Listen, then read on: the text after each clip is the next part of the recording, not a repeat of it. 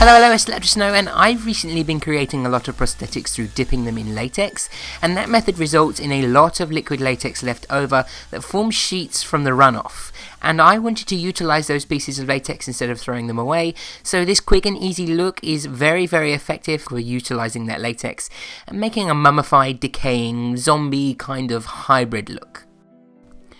Before I start applying those sheets of latex to my face, I need to falsify a skull shape underneath, and by doing that I'm going to be using some cotton wool and liquid latex again. Now I've done this in a lot of my other videos, so I'm going to skip through it here, but I am adding a little bit of red face paint into this mix. This will just falsify the look that latex is bloody, and that sounds weird, but the look of having blood underneath of a skin tone allows you to blend in the skin tone better over the white of a liquid latex.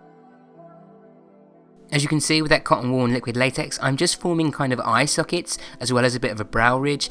This is just going to falsify the look that the skin is falling off of the bone, and it hides in my face underneath a little bit more, and it gives it more kind of gory look of having meaty areas as well as almost exposed bone. These sheets of latex that have formed from me casting those prosthetics are quite large, so I'm just going in with a pair of scissors and cutting them up into more manageable pieces. Then I start applying small sheets of that latex to my face. Now these pieces can be quite tricky to apply because the latex decides to go in whatever direction it likes, so the way to get around that is just applying a little bit more latex to the face as well as the back of the prosthetic, and with just a little bit of patience and a little bit of pressure as well, start applying them to the areas that they will look best. Now there is no rhyme or reason to this. I'm basically going to be covering my entire face with those sheets of latex, so it is kind of like a low budget, quick and easy SFX look, but it is very effective, and it utilizes pieces of leftover prosthetic material that otherwise would just go in the bin. That's one thing to always remember when creating SFX looks, is to use what you have at hand, because creating these can become very expensive, and wasting product is a byproduct of creating prosthetics. It's just something that happens, but if you can utilize that with a little bit of imagination to create a look, why not do it?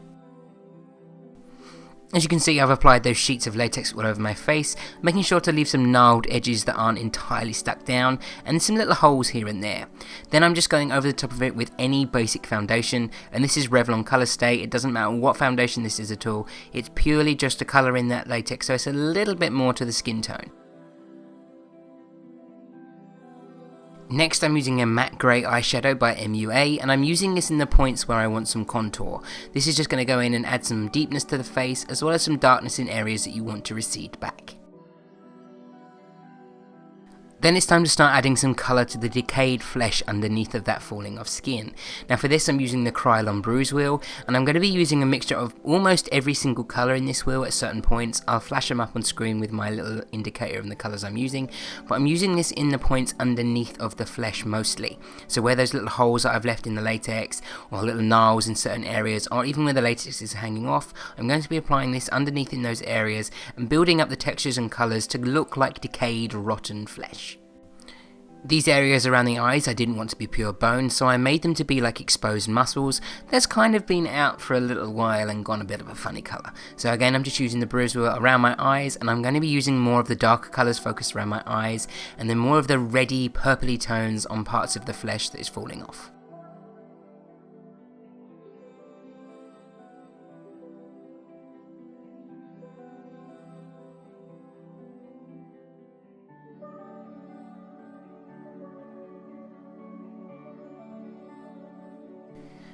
Whenever anything dead or decaying is involved, black is always necessary, so I'm just going in with a matte black eyeshadow, and I'm using this to deepen up areas further as well as make the lips look even more dead. I'm also using it to start sinking my eyes even further back into my face.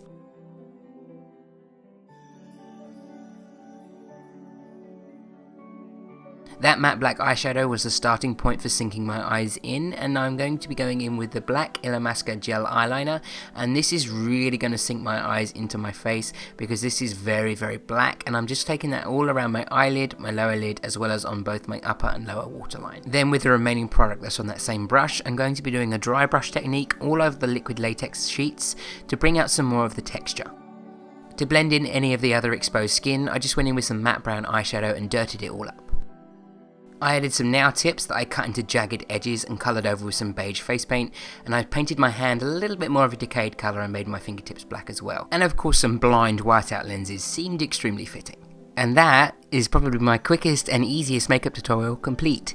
Now this look is very, very effective, and it is a great way of utilising leftover products that you have that otherwise would just go to waste. It's a very good method to get into doing. If you can create something weird, spooky and pretty damn evil with just leftover things that would basically just go in the trash, why not create them? So yeah guys, I hope this video was helpful to anyone who does SFX stuff and is kind of a little bit baffled with what to do with a load of products that they spend a load of money on and kind of end up wasting if they create dipping forms of prosthetics or stuff like that. There is a lot of stuff that goes to waste with prosthetics making, so as I've said before, utilise everything that you have at hand.